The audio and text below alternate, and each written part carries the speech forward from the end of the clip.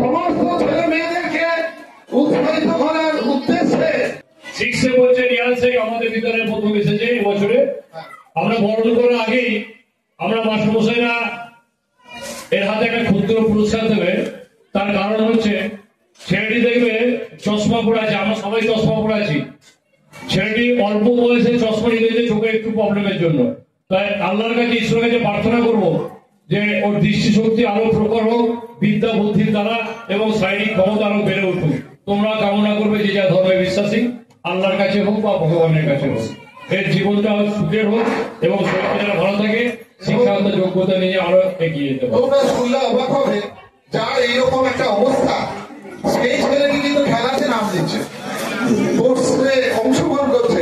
এর ছেলে লড়াই, বুঝলে, এর ছেলে যারা সুস্থ সবল তারা না যা করছে, ও এইরকম একটা চ্যালেঞ্জিং জায়গাতে কিন্তু অংশগ্রহণ করছে।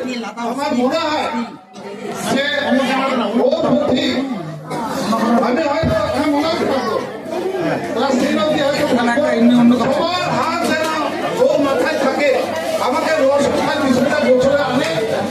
আপনারা সবাই ওকে আশীর্বাদ করবেন এবং ও যেন প্রস্ফুটিত হয়। তোমরা সবাই ভালোবেসো, আপনি মন দিয়ে পড়ো এবং কত প্রাইজটা তুলে দিচ্ছেন সবাই এগিয়ে যাবেন।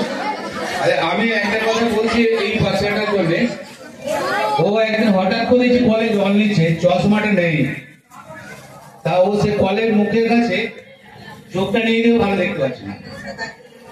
তো ওখানে জিজ্ঞেস করছি, বলছি স্যার ভুলে গেছি চশমা রাখতে। এইরকম একটা প্রায় প্রতিবন্ধী চোখের উপর সে প্রত্যেকটা ইভেন্টে অংশগ্রহণ করেছে।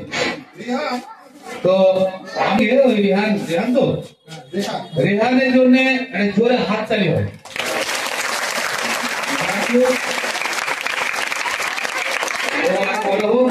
আর তোমরা, আমি আমার বলার উদ্দেশ্য হচ্ছে তোমরা যারা সুস্থ সবল যারা অংশগ্রহণ করছো না, একে দেখে তোমাদের শেখা উচিত।